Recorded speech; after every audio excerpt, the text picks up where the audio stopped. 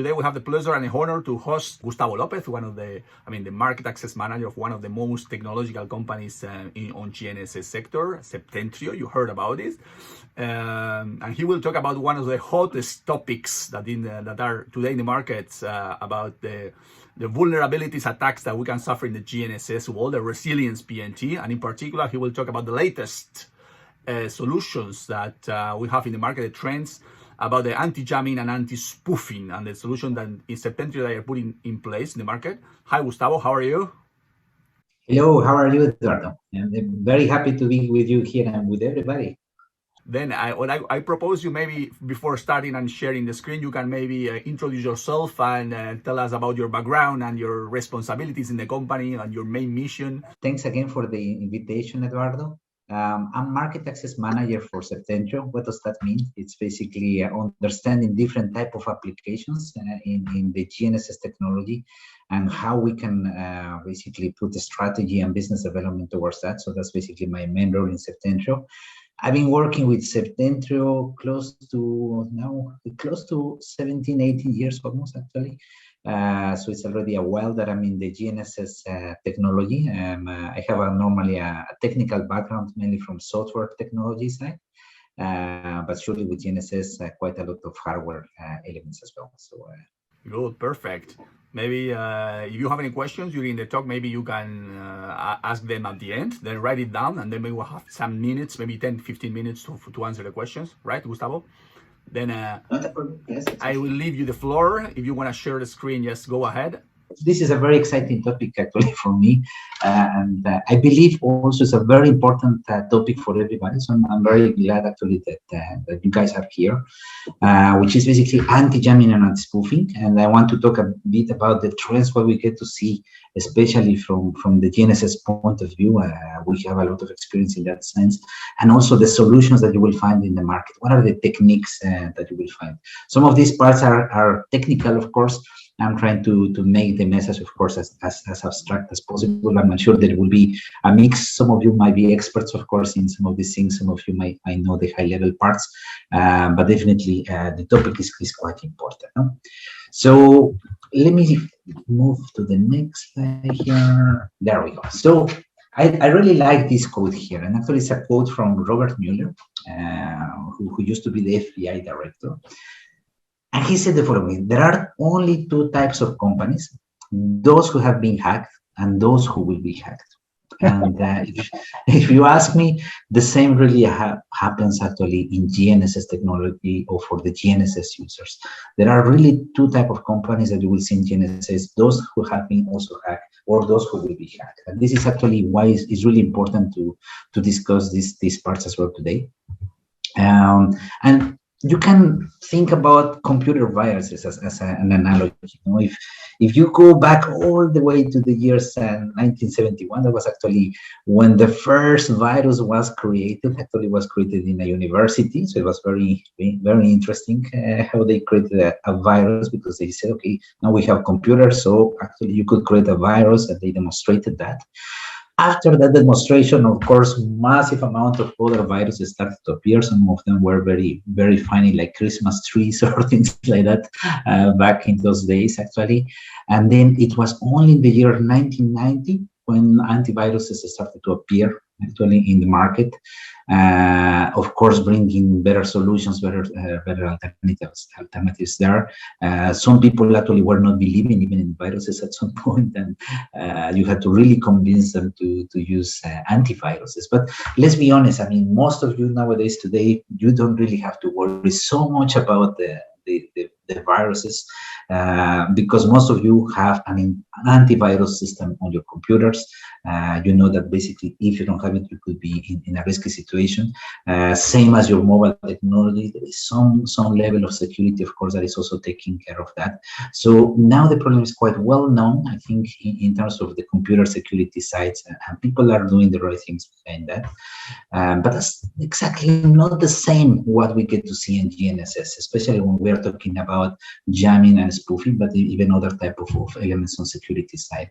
If you ask around to your friends, to your family, etc., you ask them, please tell me what's GPS jamming and what's GPS spoofing, nobody will really understand basically what you are talking about. And the problem is that actually these issues of GNSS and spoofing is going to start to affect everybody in one way or another. Call it from an autonomous car basically driving on the streets, call it withdrawing money from your ATM machine because that's connected to a timing GNSS system or other type of thing. So definitely becoming quite an important problem. And here you get to see a bit also of the history of the first spoofer actually that you got to see maybe ever in the news. And it was actually in a movie. It was in the movie of James Bond.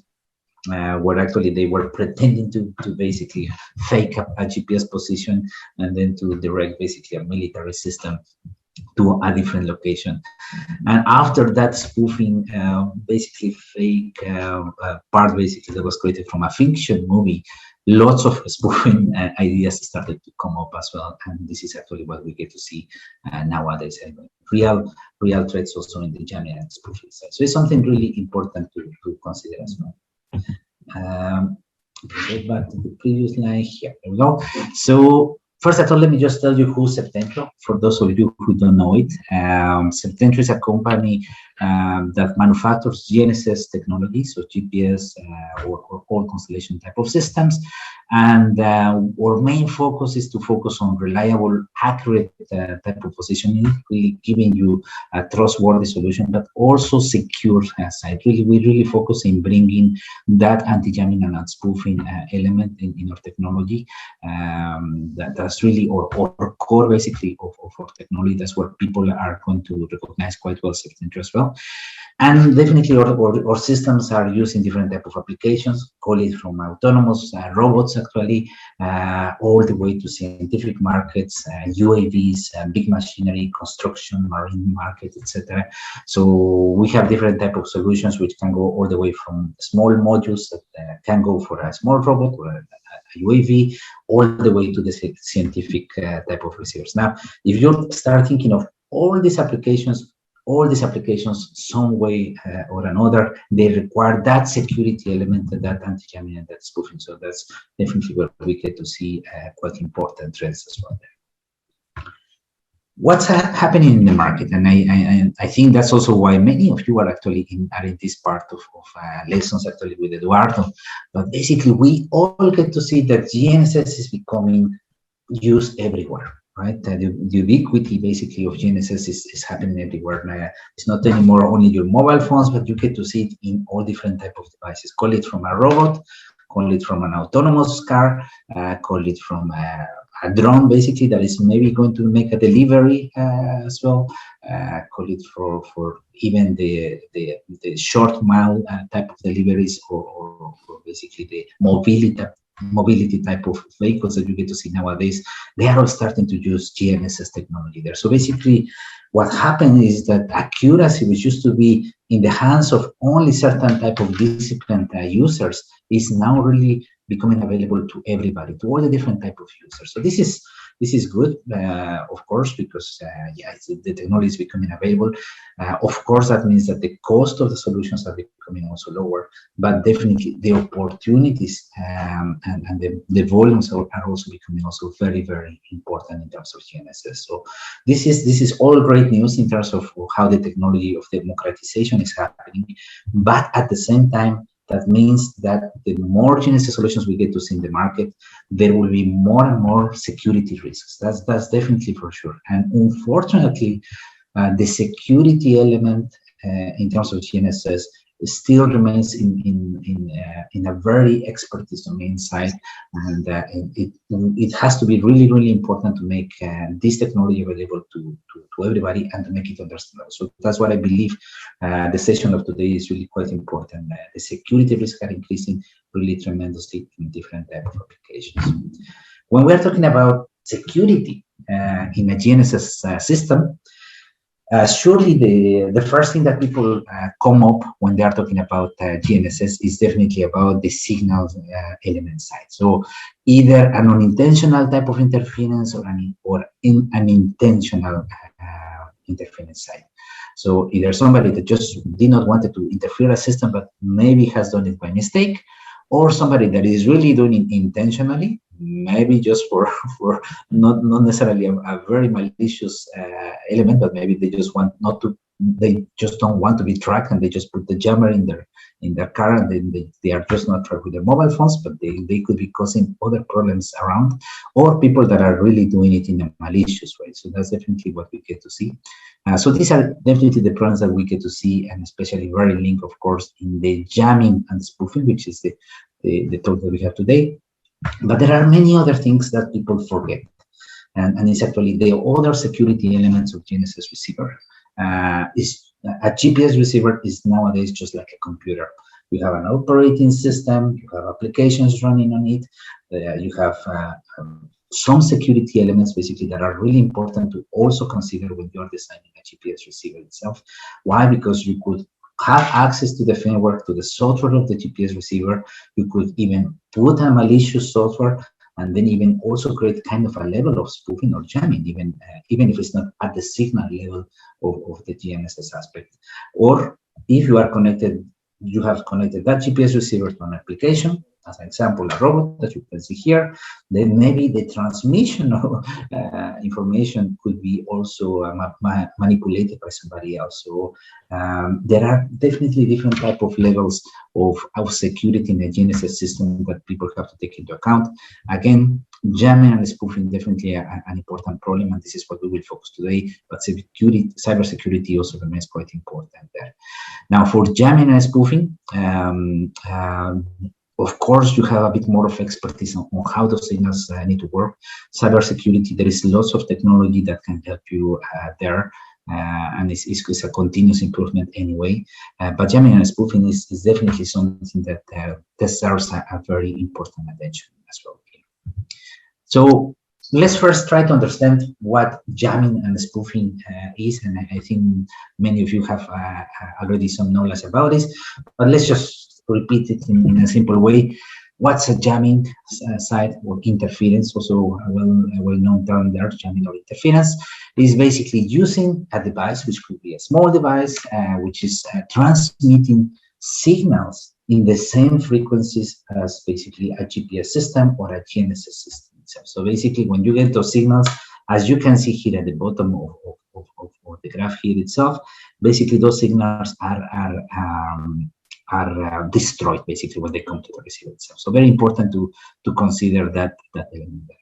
And then the very interesting part as well to see in jamming is that before jamming was actually quite expensive, but nowadays you can buy a jammer for around $20 US and just buy it online, and then you have it basically next day, and you have a cigarette lighter jammer that you can just put in your car, and then you can jam your mobile phone as well as other GPS receivers that are also nearby. There are even a bit more sophisticated GPS type of receivers that you will also see in the market as well. So that's definitely also interesting to see. Some people even use microwaves as well to emulate kind of a jamming, because you can also create a jammer with a microwave even. But the more interesting one that I found is actually the more modern type of jammer, which is just a USB stick. So it really just looks like a USB stick memory, and you just basically plug it into your computer or into any power source of your car, and then you actually can be jamming also in the GPS frequencies as well. So very important problem as well. I would say it's one of the more regular problems that we get to see in GNSS technology. And then you have a spoofing side. So what's spoofing? Very simple. Basically, I call it the faking of the signal. Basically, it's a signal that pretends to be a real GNSS signal. And therefore, once that the GPS receiver believes that that's a real signal, then it will basically create a wrong position, and therefore it could create some not very pleasant situations. It could basically take that vehicle to a completely unwanted position and make it crash, or make it appear in a totally different place as well. So definitely a very important spoofing side. As you can see here, once that the spoofer comes, you can see a bit the white dots here. Yeah, actually it comes, but you still have some nice white dots, so it looks like a real signal, but it's actually a different type of signal. And you also have devices. Before, spoofing used to be quite expensive in order to make, but nowadays you can also make it very cheaply. I will show you later in a presentation how this is actually now possible to make. And it came actually very very easily actually after the Pokemon Go, because many people actually were winning points if they're basically in a special location. So of course people said, but I can spoof the position of my GPS receiver, and then I can put me myself in a different location and then win points. So spoofers became very, very popular due to the Pokemon Go type of situation as well. So now let me start diving a bit more in detail, and let's start by interference or jamming, the problems and the possible solutions that you might find for this as well. Let's start by understanding the GNSS spectrum. Actually, when we are talking about jamming, as I told you, is mainly sending signals that are actually overlapping with the GPS signals itself. So it's basically trying to jam the same signals itself. It's very similar to what happens sometimes in your mobile phones. Sometimes you have it very close to a radio, and then you start to hear a bit weird noises. Actually, that's kind of a jamming and interference side. So the same happens with the GNSS system itself. But in order to understand that problem, you need to understand a bit how the spectrum of the signals of GNSS is actually distributed. You have the higher band of the signals, as you can see here in the top, which goes from the 1,500 megahertz all the way to the 1,630. And there you have, as you can see, a bit of IMARSA type of signals, which is sometimes used for corrections of the GNSS system. But the more important part is that you have a lot of the single frequency or the L1 frequencies. And this frequency is, as you can see, used quite a lot by aviation. And as you can imagine, airplanes have been using GPS receivers for a long time ago. So that means that they are using also a single frequency. Normally, the technology in airplanes has to change in a very slow pace because there is quite a long certification processes. So they don't really have multi-frequency type of GNSS receivers. They mainly focus on that single frequency for the real operation side. That means that normally the authorities were very well protecting what was happening around the L1 or the single frequency type of systems there. They were very concerned about that itself. And then you have the lower band type of signals. And then the lower band type of signals, which is the 1,170 to the 1,300, you have all the new signals that we know about, call it the GPS L5, the Galileo E5, or you have the L2 signals, and GLONASS L2 is an older type of signal, but definitely it's also in the lower bands, or also the Beidou signals as well. These are all signals that you will find in the lower band itself. So let's see what's happening in that lower band, because we have quite a lot of signals. In the lower band, what we get to see is that the landscape of those signals is actually also used by other type of systems, and call it sometimes by mistake or unintentionally, but you have other systems that can be transmitting also signals in those frequencies itself. And therefore, the risk of jamming a system itself in these frequencies is definitely also quite increased. As an example, for the E5 type of bands, GPS E5 or Galileo E5, you have some aeronautical type of systems that are operating also in that spectrum of the signal itself. Or in the GPS L2, you have also some radio localization systems as well operating there. Very commonly, what we get to see, especially in the GLONASS L2, and I will show you also an example, is basically radio amateurs or radio television amateurs that are transmitting into those signals, and then definitely also causing an important problem of tracking the GLONASS frequencies itself. Very common problem, by the way. I can tell you, we get to see a lot of that happening. And you also have other systems like air surveillance radars, or again, radio localization systems as well operating in those frequencies. So again, the lower spectrum itself definitely a place where there is a lot of other systems. So it's a short spectrum, and therefore can give you interference as well. This is actually an example of a radio amateur. in the 23 centimeters band itself. Well, normally they have this type of equipment. Basically, they are very happy transmitting the radio signals or the video frequency. Quite a lot of hobby people in that sense. But unfortunately, sometimes they don't realize, and they're operating also in the GNSS signals. And these people have antennas in the roof, so they definitely have sometimes quite some important power in the radios that can be affecting quite a lot the GLONASS, as an example, GLONASS I do here. You can see here the graph basically of the interference itself of that video signal that is being transmitted by that amateur television basically operator here. So definitely an important problem that we get to see. So okay, we have jamming. What happens if we have jamming or interference? What are the effects? So number one, you could lose the precision of the position fix. So yes, if you have a machine that is relying on that type of accuracy, then of course you could have some problems that you might not really want there. But in general, if you go to the technical part, so what's happening in the GPS receiver itself is that it starts losing the tracking of signals, and especially you will see that in the effect of the carrier to noise. So it's basically a carrier to noise loss signal that you will get to see much lower itself in the GNSS systems. Now, this lower signal, this noise basically that you get to see from the jamming itself can give you other type of problems. Either you might lose the GNSS solution, or you may have a wrong fix, or yeah, basically the reliability of the solution will also be improved as well. So definitely an important problem as well that you will see in jamming. Here is actually an example. Actually, this is something I found in YouTube, which is actually jamming. As you can imagine, there are different types of jamming, not only the communication side, but also you can, of course, jam the GPS itself. But here you can see that when the jamming is on, definitely the drone cannot be controlled anymore. Of course, the communication is also jammed, but in the other hand, also the GPS is also jammed at that moment. So basically that creates basically a problem for UAV applications. Of course, if you are a UAV flying around houses, etc., nobody really would like to have a drone jam. So very interesting problem that we get to see here. And let me introduce you to one very interesting person actually in the jamming arena, which is actually called the Maker Vlog that you can find in YouTube. And he explains you how to make a jammer and using your Arduino in a very simple way.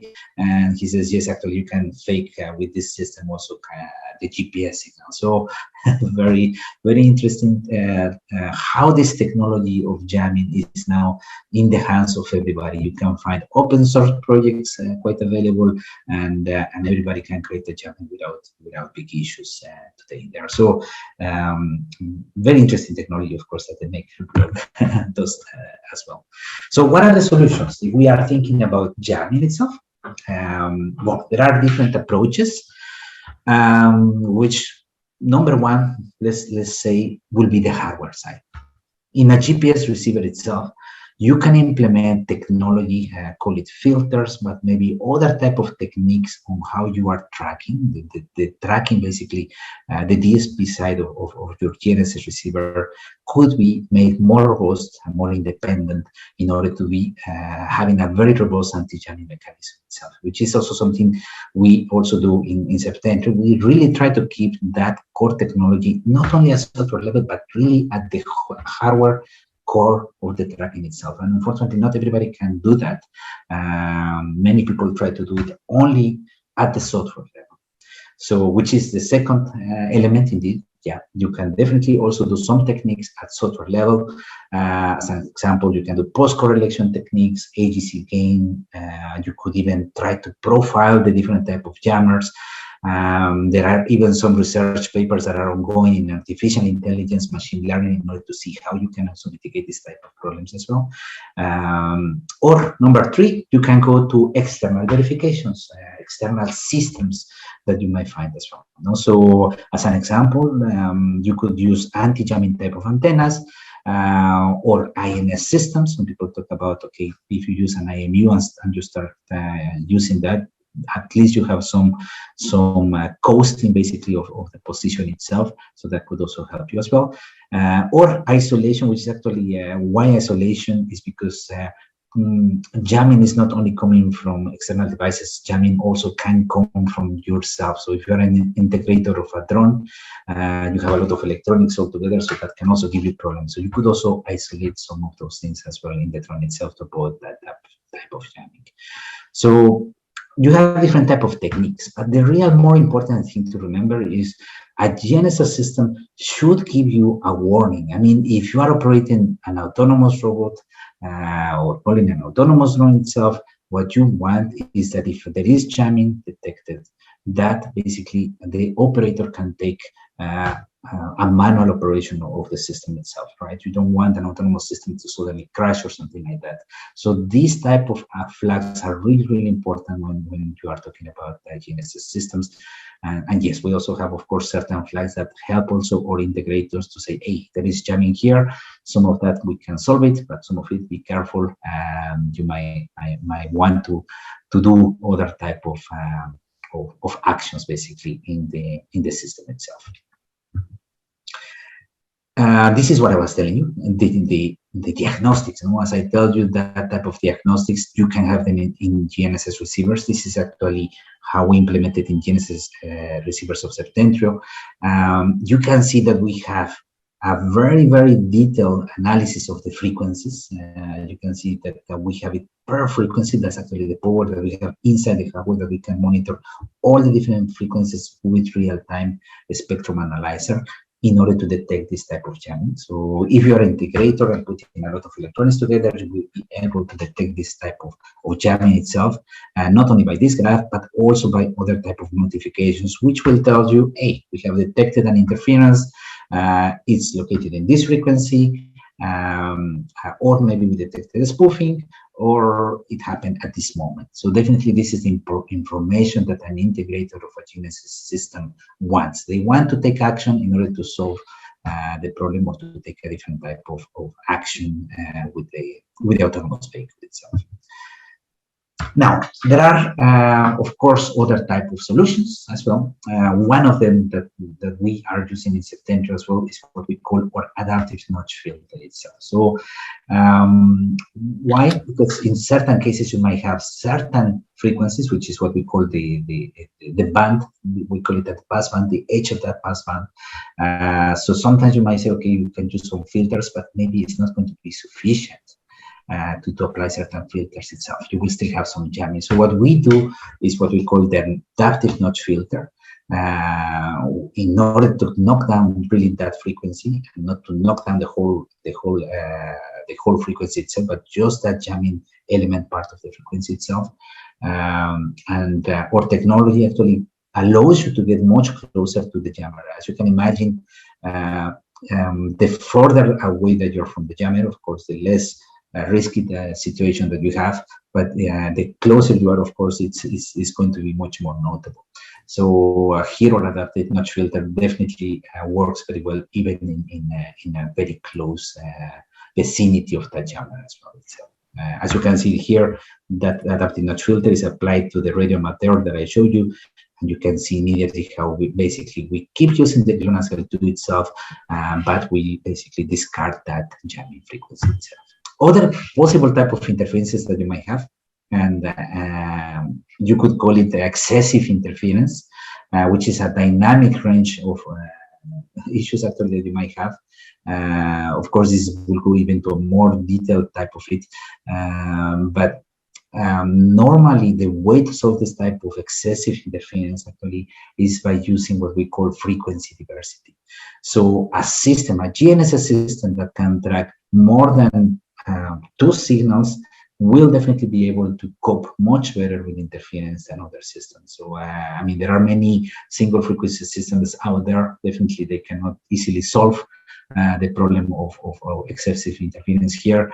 And even a dual frequency is not going to be as robust as a triple frequency or a quad frequency type of GNSS system itself. So again, frequency diversity is very important when you are selecting a GNSS receiver itself. That will definitely help a lot. Another type of problem you could also, in jamming, it could be what we call the time variant interference itself. Not to go into the details of the technical element, but basically that could mean basically that you have either a frequency hopping, or this type of interference happens a lot with these chip jammers that I show you, which is basically a cigarette lighter. You put it and then you basically have this type of variant interference itself. Not everybody can solve that problem, by the way, either. So the solution for this type of jamming is what we call in Septentrio the WIMO solution itself, which is basically a frequency domain adaptive filter itself. So it's very, very interesting technology, again, at hardware and at software level, that can allow you to mitigate the type of interference. And then, as I told you, sometimes actually the jamming is not coming from the outside itself. It can come from yourselves. And just imagine a drone or imagine a small robot. You have lots of electronics there, and maybe you have a servo, you have a camera, you have the rotors that you have, memory, you have processing computers, just as an example, an NVIDIA, or a processing CPU that is making some frequencies actually, and sometimes those frequencies are going to be also very close to the GNSS bands. So this is actually what we call ourselves the electro smoke, and yeah, it actually it can happen quite often. So again, we can also solve this type of problems either by using an adaptive notch filter, WIMO, or shielding the solution itself if you have a proper monitoring where that frequency is also located itself. So very, very important again to have that real-time monitoring itself. I will now move to spoofing. So what happens in the spoofing sense? So again, if you remember, spoofing is basically taking that real position to a fake position, and basically normally most of the spoofing is in a malicious way. Sometimes you could have me coming a bit, which is unintentional, but yeah, is normally intended to take you to a different place itself. So let's start that I give you $200 US, and I tell you, please make me a spoofer. So as I told you, we had that guy that was making those spoofers, but it's very simple. The only thing you have to do is you have your computer, your laptop, you install the software-defined radio, which, by the way, you can just find it open source in GitHub, and then you download it, you install it in that computer, and then you buy this $150 US RF hacker, basically hacker RF1, that you can buy in Amazon, by the way,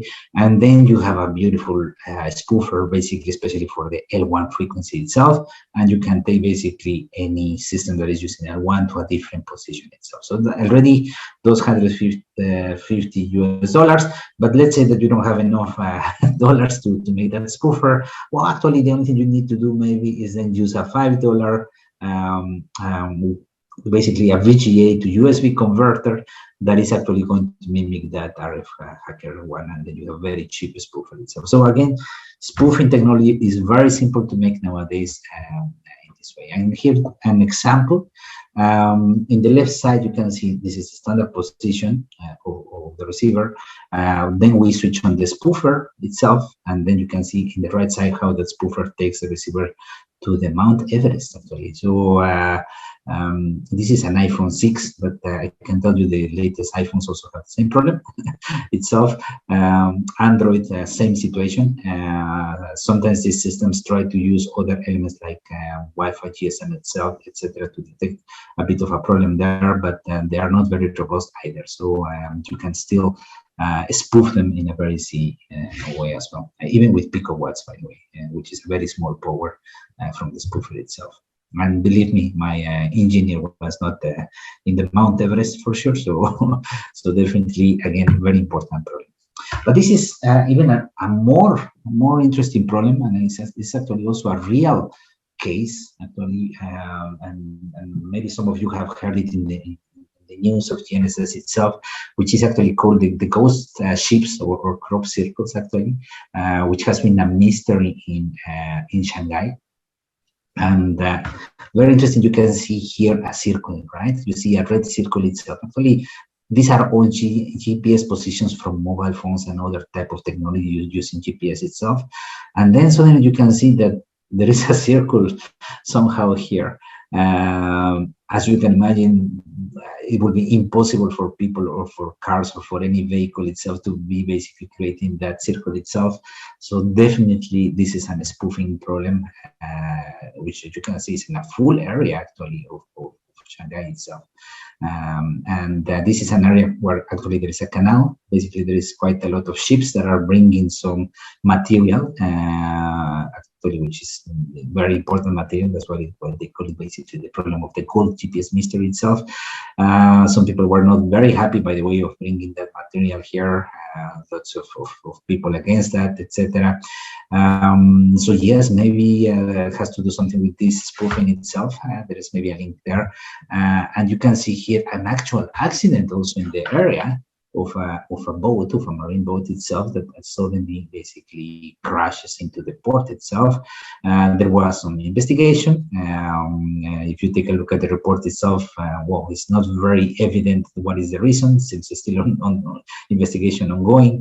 But of course, you can imagine that many people definitely believe that this is also caused by spoofing, because all the ships basically that are operating here, they see their GPS receivers basically in the wrong position itself. So yeah, it's definitely an important problem that we are getting to see more and more, and we will get to see it more and more in the news itself. And as you can imagine, it can be quite a dangerous problem as well. And let me now introduce you to another very interesting guy, another YouTuber guy, which is actually called the Crazy Danish Hacker. And actually, he also managed to create this spoofer. Again, he makes a video on how you can make it very simple. And again, this is very simple now for people to make at home without a lot of knowledge behind. So again, it's a very important problem there. So what are the solutions? What are the approaches that the market is trying to bring in terms of spoofing? Number one, cryptographic, right? If somebody pretends to be a GNSS signal, basically the spoofer says, hey, look, I'm a GPS signal, and then you as the receiver say, okay, show me your identification, show me your ID, I need to make sure that you are a real signal, right? That's basically what the cryptographic type of mechanisms do, to make sure that there is an authentication of each one of the signals that you have from GPS, from Galileo, etc. That's basically what happens. There is a cryptographic mechanism, and this is actually what is happening thanks to systems like Galileo, OSNMA, GPS Chimera as well, or even it has happened already in the past with some of the military code encryptions as well that have been available in GPS or in Galileo as well. So this is not really a new technique, but of course is now becoming available to the mass market, to the different GNSS users as well. And definitely Galileo is doing, I would say, a great job in order to bring that as the first in the market as well.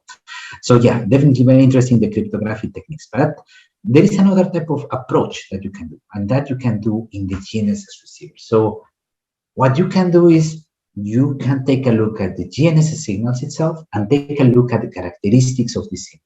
And if you see some of those characteristics that don't look very good, or that they look maybe too perfect actually for reality, then you can say, okay, maybe this really looks like a spoofing signal, and call it, taking a look at as an example, to the angle of the arrival of the signal, or the amplitude of the correlation, the AGC gain, the clock, basically the timing basically of those signals itself.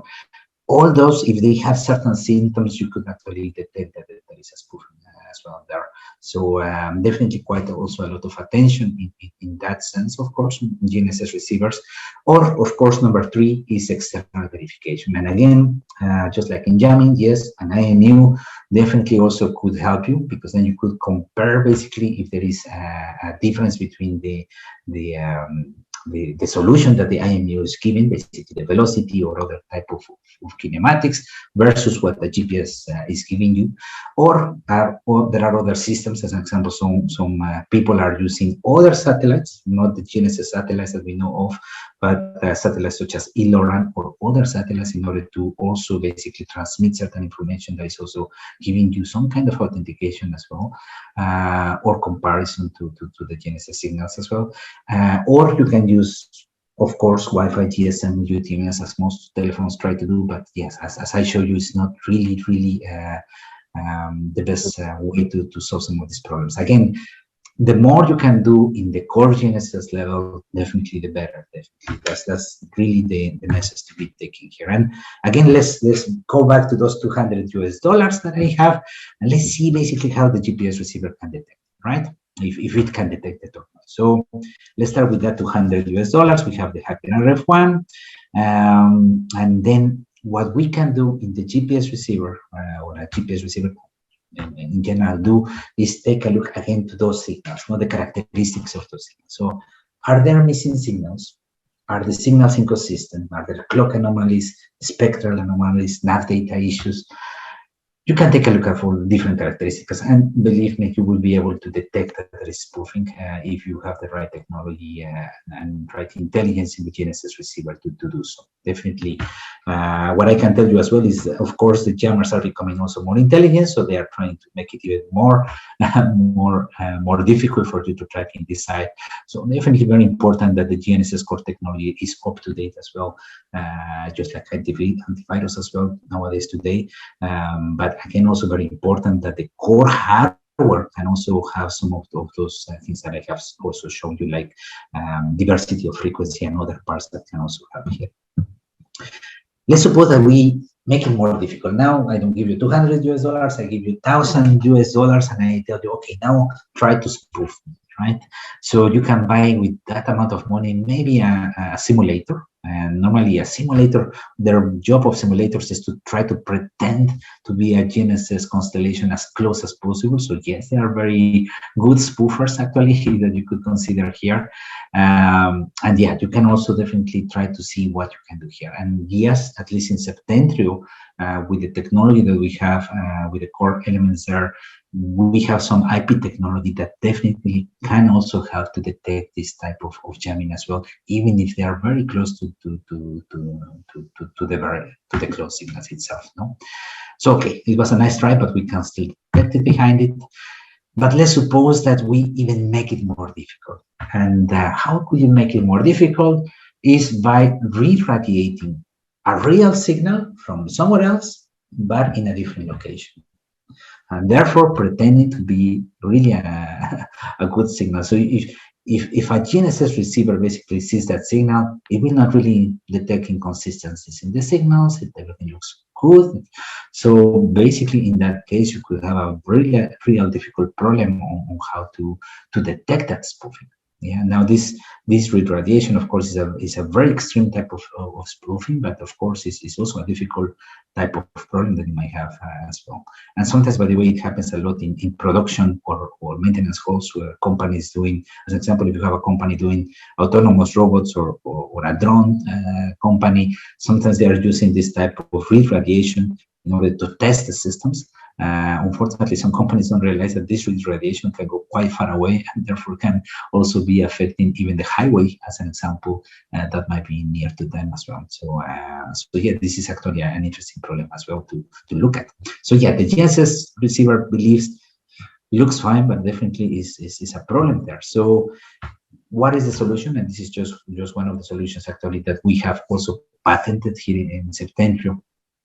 It's actually what we call polarization. So you could take a look at the angle of the polarization of the signals, which is actually a right hand arrival of the signal, or a left hand basically changes basically from that polarization itself. Because every satellite has either that right hand or left hand basically arrival. And of course, when you have some, let's call it multipath or reflections, then they will also have certain basically characteristics. While a spoofer in that case basically will have a different type of polarization itself. So here we have a technique also that allows us basically to do this type of spoofing detection and to mitigate it as well. I talk about OSNMA, Galileo OSNMA, very exciting. As I told you, it's really now coming definitely here. What's Galileo CNMA is again a cryptographic mechanism to avoid spoofing side. It's actually using the E1 frequency of Galileo itself. So you need to make sure that your receiver is really capable of tracking also those signals, by the way. And then the real great advantage actually of Galileo is that it's not only going to protect Galileo, but it's also protecting the other GNSS systems as well, and it's free of charge. So really, you don't have to pay a service in order to have that security behind. It's also backwards compatible in the frequency as well of transmission as well. And the timeline is really now, I would say, very close now to happening. I can tell you Septentrio now has already the test available. We have our receivers already with the technology integrated to have that decryption, to have that security of Galileo there. We have demonstrated it already. And we just need to wait, of course, for the service to be operational, which is expected, I hope, already in the year 2022 to be basically transmitted. There is already test signal available, but to have the full operation normally is expected, I would say, next year. So very interesting what's happening with Galileo. Definitely will help a lot in spoofing. However, I can tell you, yeah, it's just one level of spoofing that is detected here. You could still spoof if you are intelligent enough, even in a Galileo CNMA system as well. GPS, they are doing the same. Well, not the same technique, but they definitely the same mechanism of encryption or cryptographic type of mechanisms for authenticating the signal. So that will also be coming quite soon. Well, a bit further than Galileo, I would say. Normally, there will be plans for testing trials normally in the year 22. So operationally wise, I think that will still take longer. But definitely, yeah, the cryptographic mechanisms also of GPS will be very interesting. What I can tell you, however, is that this technique is actually, yeah, more secure, but also more difficult to integrate into GNSS receivers. There is a lot of CPU, as you can imagine. If you are decrypting data, etc., you need quite a very good processing power in the GPS receivers in order to process this. So not everybody will be able to support this type of signals in the right way as well. So very important to also keep an attention on that. And again, as I told you, the more important is for jamming and spoofing to have all these flags, right? And this detection. So this is also what we try to do in Septentrio, to really make sure that you have the monitoring spectrum analyzer, that you have flags that allow you to detect that interference, the time of when this interference is happening. And you have to be careful because, yes, now most systems nowadays, they say, yes, we are anti-jamming, we are anti-spoofing. Everybody says that nowadays, I would say. But when you take a look at all the different type of jamming and spoofing, as you have seen in this presentation, it does not really mean anything. Basically, it might be that they are basically protected against certain type of jamming and certain spoofing. But as you can see, there are several ways of jamming and spoofing, and not, I would say, the majority of the systems don't really have the strong robustness against all those type of jammers or all those type of spoofers anymore. So very important to keep attention into that as well. This is just a slide to give you a bit of view other systems that are happening in the market. Again, as I told you, yes, there are some anti-jamming GNSS antennas. They try to protect at the beginning of the signal itself. Unfortunately, of course, they might be also removing signals sometimes, and if that happens, then of course you start losing also some tracking side as well. But yeah, it's also a very interesting way, of course, of removing the jamming, and very important way as well. And you have also some companies bringing some external anti-jamming and anti-spoofing systems that you can connect to a GPS receiver. Of course, the setups, it makes it also more complex rather than having all that technology integrated in the GNSS receiver, as we try to do it in our receivers. Or you have also very interesting some companies, for instance, this is actually GPS Patron, a company very focused into spoofing, and they actually create this monitoring system for jamming and spoofing. So very interesting because it can help also infrastructure companies also to detect those things. So there is a lot of things going on in the market more and more. What I can tell you from Septentrio point of view, what we have is mainly what we call AIM Plus technology.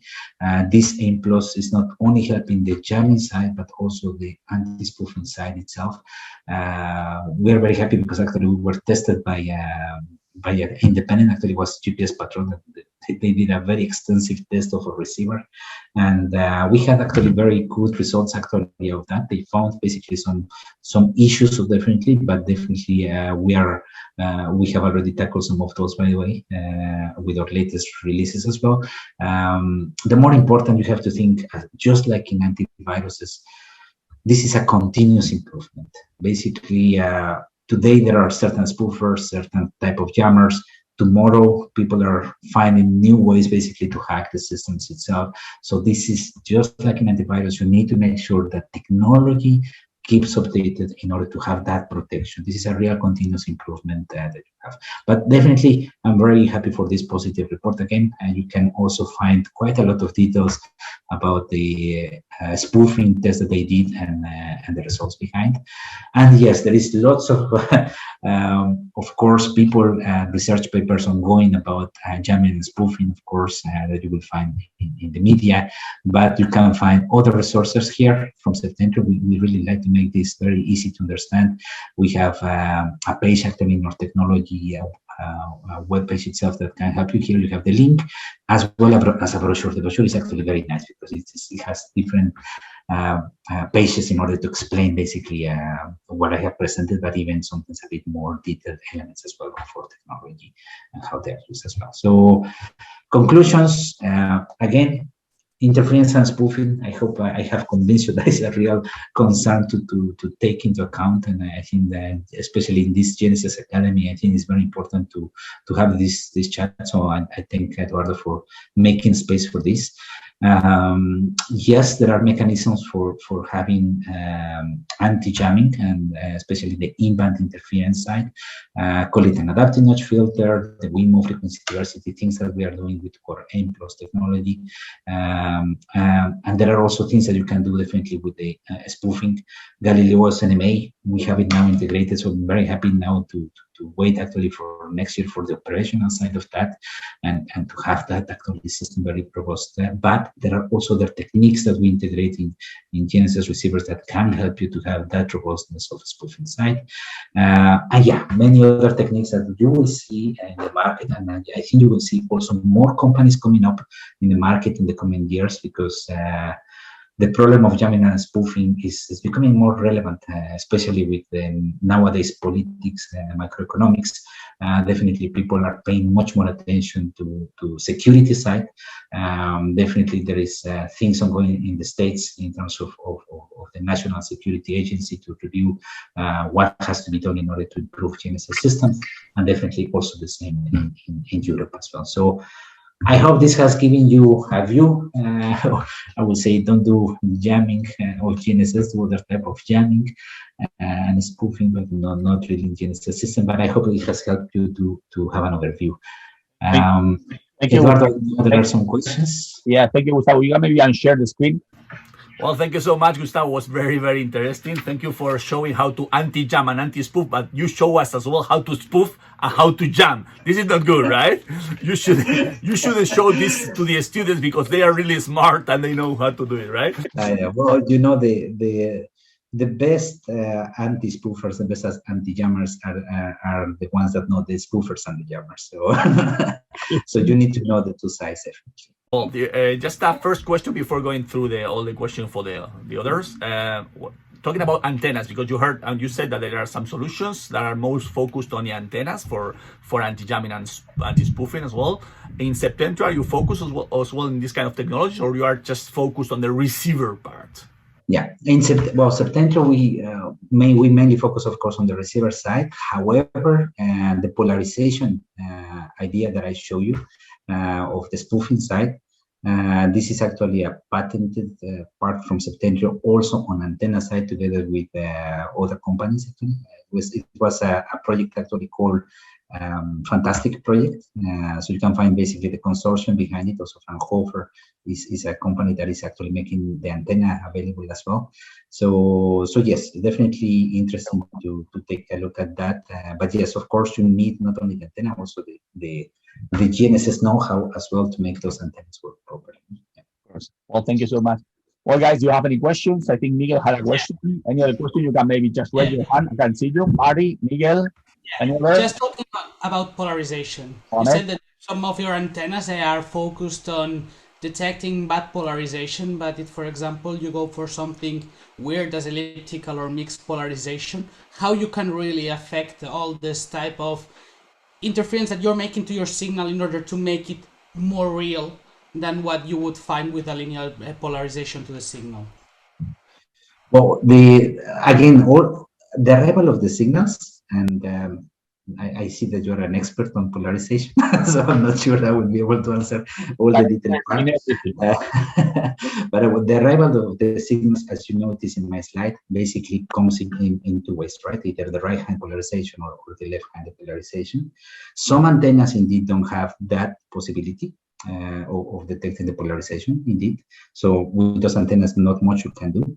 But if you have those antennas that can give you that polarization side, then definitely you can do something. And this is actually, again, this patent that you will find in the fantastic project. I'm sure you will find details on that project that go explicitly on how this is done. But at the moment that you have that polarization from the signals, from the real signals itself, they behave in a certain way. When you have the spoofer, when the signal is coming, basically you don't have the same polarization itself. So that's basically the high-level description of how basically it's done. But yeah, it requires a specific type of antenna and how the GNSS receiver is tracking it. In this case, we were using kind of a dual antenna GNSS tracking system in order to be able to detect those two polarizations. With dual antennas, you can compare the signals by themselves and see if something is not right. Yeah. Thank you. Yeah, exactly. Yeah. Thank you. I think Miguel, right? You have a question, right?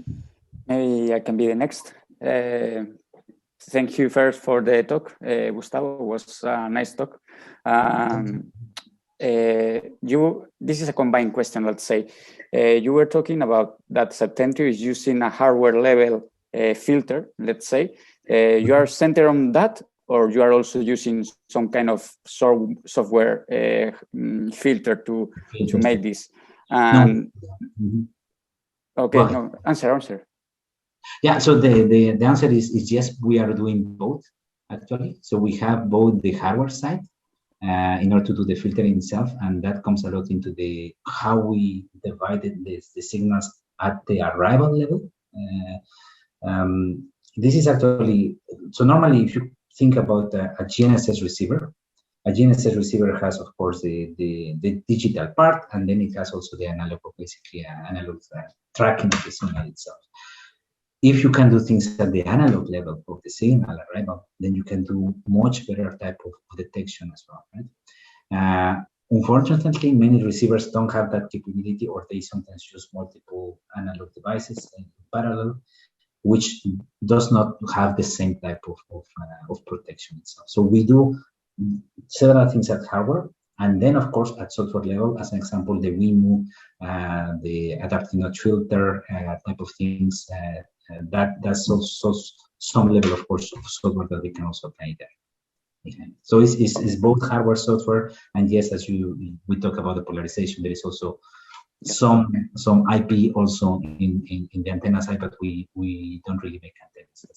That's yeah, okay, thank you for the clarification. And then the next question is, you were talking that nowadays, now the people is getting concerned that the spoofing and jamming of these techniques is something to be taken on, taking care of this. So maybe this is about your knowledge. The people is starting to get involved in the cybersecurity part, because if nowadays the people is getting robust in the spoofing, maybe the people is going to turn into the security part of the main computer. This is the thing. I totally agree, and I think Eduardo is right to say that I'm giving a lot of tips on how to hack a system, and I totally agree. You got the jammer. Yes, indeed. So far, indeed. Indeed, actually, and it's a very good point, Miguel. When you start thinking about the cybersecurity, I mean, many companies, as you have seen, are implementing the GNSS anti-spoofing antenna, anti-jamming antenna, etc. And when you start to look at the cybersecurity implemented in GNSS receivers, oh my God, you will find very interesting things that that I will not describe in detail, but yes, definitely, the simplest way of spoofing a system is just to cybersecurity, put a wrong software and basically change the position. I mean, most of these GPS receivers are outputting NMEA data, which is ASCII data. It's not protected. You can even go in the transmission level and change the position. Oh, thank you very much. I already told you how to. No, I'm not gonna do it. I'm on the good side. I'm not. No, but that's very important. What we also try to do in Septentrio is not only that GNSS level side, we also have a lot of cybersecurity, which is also what we are bringing more and more. And we have you have security at the boot level of the receiver. So that means that you need to protect at the startup of the receiver so that nobody can put their own firmware there. You have also authentication of the communication itself. That means if you communicate via IP or via serial port, there is an authentication that is required as well behind. What's happening more and more is that systems are being connected, right? So that means a GPS system is connected to the internet as well. So the more connected you are, more cybersecurity issues definitely appear.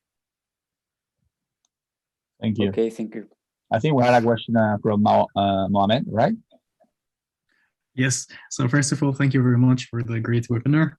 And I have a question regarding, you already mentioned like how to spoof, how to jam, and the anti-jammers, anti-spoofing. You also mentioned the artificial intelligence part as a new thread to that. And I would like to ask how are the market prepared for the adversarial network coming from the artificial intelligence part? Like nowadays we can, using the artificial intelligence, we can generate the signals, even which hard to differentiate between it and the regular ones. So how do you see the vision for the market in the adversarial adversarial networks? It's a very interesting question. Well, so far I have not seen yet an artificial intelligence systems doing jamming and spoofing, but that's another idea definitely to explore. But what I have seen is the other way around. I have seen papers basically trying to implement artificial intelligence and machine learning to protect. So I will say the best way to protect against an artificial intelligence will be also via artificial intelligence as well. I think that's definitely the case. Just like in security, as I mentioned, this is just like your antivirus. You need to keep updating and updating the receiver as well, quite importantly.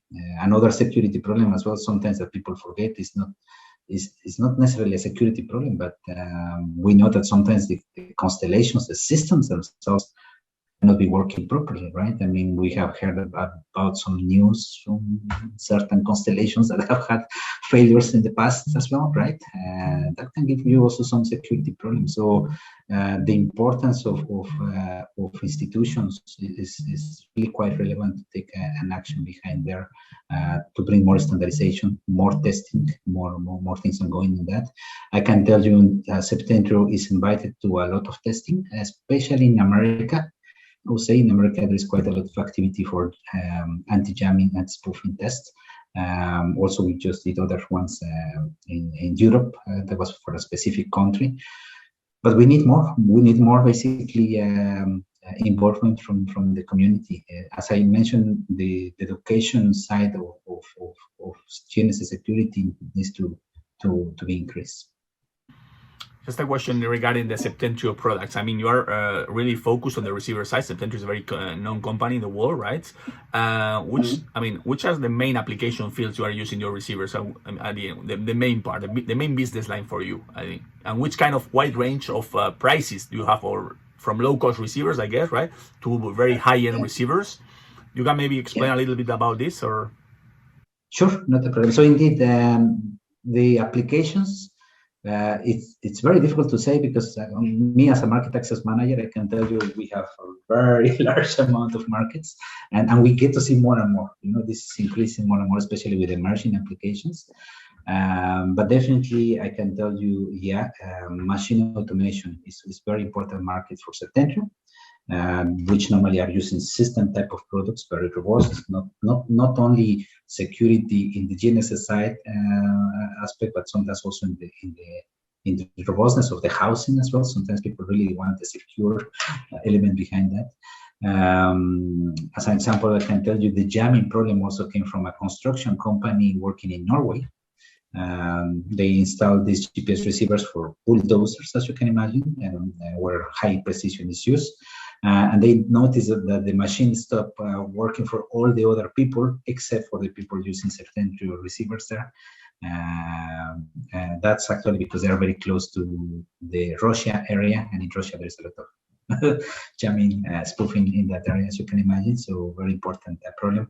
So machine automation, definitely an important market. Infrastructure. So what I can tell you is most of the corrections systems providers today, actually, so the ones that are, and many of the ones that are popping up in the market are also using the core technology of Septentrio because they know that there is quite a robust element in security, but also in multiple tracking of signals, future readiness as well behind that. So that's also kind of systems that are bigger with very good protection elements behind for infrastructure. And then we have, of course, a market which is what we get to see now with this democratization of emerging applications, and that's UAV. We have a very important market in UAV. As you can imagine, UAVs are very concerned about what's happening with jamming and spoofing. So delivery drone companies, basically, we are very interested to make sure that they are really robust behind that. Also some surveillance type of drone applications, as you can imagine, as well behind in that sense. And robotics is also popping up much more in the market as well.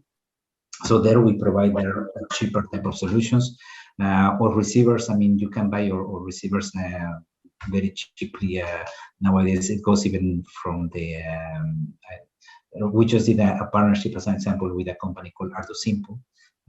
So you can find these type of systems very easy to integrate, to test, actually, all the way from I think they have the prices around the 600, something like that, 600 euros, something like that. So you can buy these systems, and of course, if you go high in the range, then you will have, of course, the systems from Septentrio, which is box type of receivers that can go, of course, to the close to the 10K, something like that. So basically, the ranges are quite varied depending on the application and the features that you want. Also, are you also involved in safety critical applications like aviation, maritime services, this kind of transportation area? Yeah.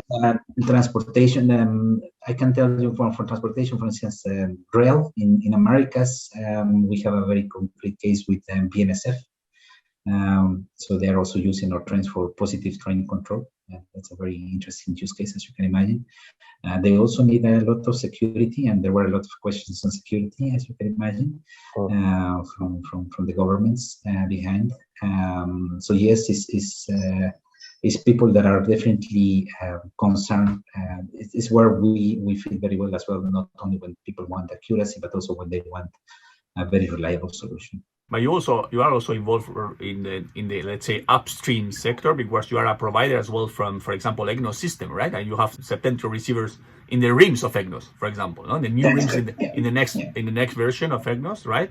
And these kind of receivers are high-end receivers, right? We are talking about the atomic clock inside, right? I mean, it's yeah, this is indeed, we have different type of systems, and indeed the infrastructure, when I talk about infrastructure, it is not only the private systems, but also, of course, the infrastructure that are used for the ground segment. Let's call it.